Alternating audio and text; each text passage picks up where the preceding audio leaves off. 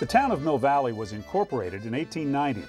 Before the 1906 earthquake, it was primarily sprinkled with vacation homes for the wealthy of San Francisco. After the earthquake of 1906, many of those who lost their homes in the fire ended up living full-time in their Mill Valley houses. This period also brought on the first wave of development. As the population of the town crept past 1,000, there were a number of entertainment venues in town, most being of the vaudeville nature. The first major structure that was dedicated to primarily motion pictures was the Hub Theater. Built in 1915, this structure still stands today and is currently the popular concert venue and performing arts theater, which goes by the name 142 Throckmorton. Just before the talkies became the norm, the Hub encountered its first competition in town. The Sequoia Theater was built in 1928 and opened on February 21st, 1929. The Sequoia is one of three theaters at that time owned by Blumenfeld. There was the El Camino in San Rafael and the Tamalpais in San Anselmo, and the Sequoia here in Mill Valley. And they showed, first-rate films, the top films. Opening night had a short newsreel and a main feature, The Kid's Clever, starring Glenn Tyrone. The price of a movie ticket the first year was 10 cents for kids, 30 cents for adults. And if you wanted to sit in the load section, you sprung 40 cents for those prized seats. If you were less than 12 years old on Saturday matinees, we paid 5 cents. And if you were over 12 years old, you paid 10 cents. During the 30s and 40s, movies became wildly popular across the country, in spite of the tough economic times and the world wars being fought in the Pacific and Europe. Hollywood, during the Depression, trying to maintain as much business as they could, typically offered double features. And along with the two films, you had a cartoon, usually, and sometimes a newsreel. Throughout the years, thousands of motion pictures have played at the Mill Valley Sequoia Theater. Movies like Gone with the Wind, The Whole Town is Talking, The Virginian, Western Union, Pride and Prejudice, Double Life, Long Voyage Home, From Here to Eternity, West Side Story, North by Northwest, Airport 75, Jaws, American Graffiti, Blazing Saddles, The Sting, Shakespeare in Love, and Juno. Throughout the 50s, 60s, and 70s, movie houses were single-screen theaters. Sadly, with the coming of multiplexes, the Sequoia was divided into two theaters in the mid-1970s. It was in 1975. Of course, the film industry was greatly affected by television. And so a trend took place throughout the United States to convert movie theaters into duplexes, triplexes, sixplexes, and so on. And the owners of this theater decided to twin the theater. And at the same time, they proposed to completely change the facade, which is a marvelous Art Deco architecture. The advisory committee convinced the city planners to not approve this particular proposal, although they did approve twinning the theater, of course. Business at the Sequoia suffered as multiplexes were built in Larkspur and San Rafael. Soon, the Sequoia lost out on many first-run pictures and found a different niche in playing second-run movies and foreign-language films. Around this same time, a man came to Mill Valley with a passion for movies. Not just mainstream studio movies, but the harder-to-find, independent, and avant-garde films. Well, I think the reason I started the Mill Valley Film Festival was that I was appalled at the lack of any kind of alternative or independent cinema in the Bay Area. It was a very vibrant time, especially for American independence and films like Australia New Wave, and that was the impetus.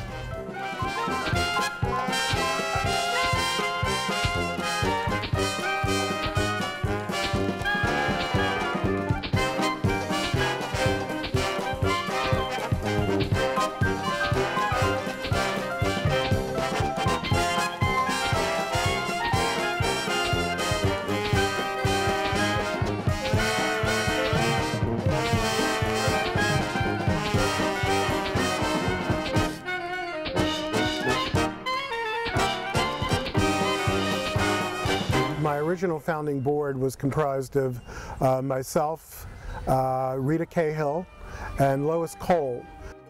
It was a natural marriage, the Sequoia Theater hosting the Young Mill Valley Film Festival. Yet it was not the first movie venue, or the second. The very first year, the venues that we used were primarily the Oddfellows Hall, which is now 142 Throckmorton, which is a great history. I used the Sequoia Theater for midnight movies, and we had some very innovative programs. In the very first year, we were honoring, one of the honorees was Dave Myers. The third primary venue we used was the Golf Clubhouse, and that was our home for video and for children's films. The popularity of the film festival soon took off.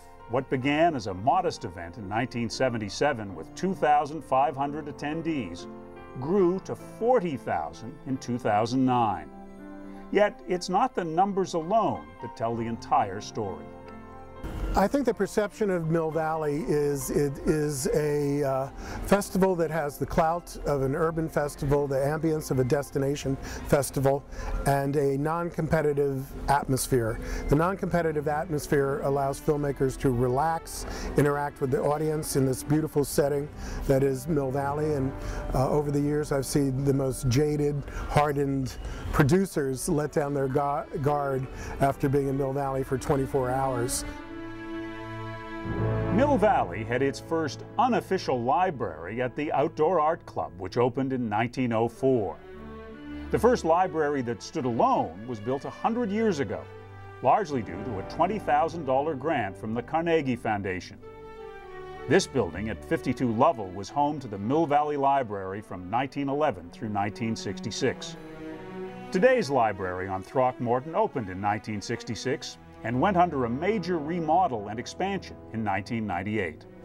On the lower level of the library is the Lucretia Little History Room, which features books, oral histories, maps, and over 4,000 historic photos of local interest. Around the corner from the history room is a collection of DVDs.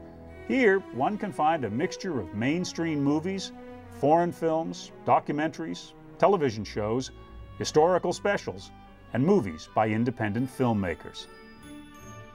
Longtime affiliate and director of programming for the Mill Valley Film Festival, Zoe Elton, has had a special connection with the library. So Zoe's Picks started about, I think it was around 2002 or 2003. And I was speaking at the Outdoor Art Club, and Linda Chittenden, who is a member of the Outdoor Art Club, but also a member of the Friends of the Mill Valley Library, came up to me afterwards very excitedly and said, I have a great idea. Why don't we have a section at the library in our film collection called Zoe's Picks, and you can choose films from the Mill Valley Film Festival that you love, and we can have them at the library. The Zoe's Picks has been a program of the library that's been going on for many years, where Zoe, as our director of programming, selects some of her favorite films or most interesting. I'm sure there's a number of criteria that she uses, and it has become a very vibrant part of the library and our relationship with them. One of the interesting things about Zoe's Picks is that actually, you know, a lot of the films that we show at the festival will never show up anywhere else. You know, I mean, they're not films that are going to get distributions. I think what we're doing now with Zoe's Picks, and this year with this collaboration with the library and the Historic Society, is very important. Everything is changing, as we know. Everything changes continually, but now it appears like the changes are more pronounced, and I think we all have to adapt, and if we can adapt together in ways to help each other, it just makes for a stronger individual organization and a stronger community. One man's dream of playing movies in his hometown has 33 years later turned into one of the most prestigious and respected film festivals in the world, along with the 100-year-old celebration of the Mill Valley Library and the magical 81-year history of the Mill Valley Sequoia Theater. Moviegoers in southern Marin have much to be thankful for and much to look forward to in the future.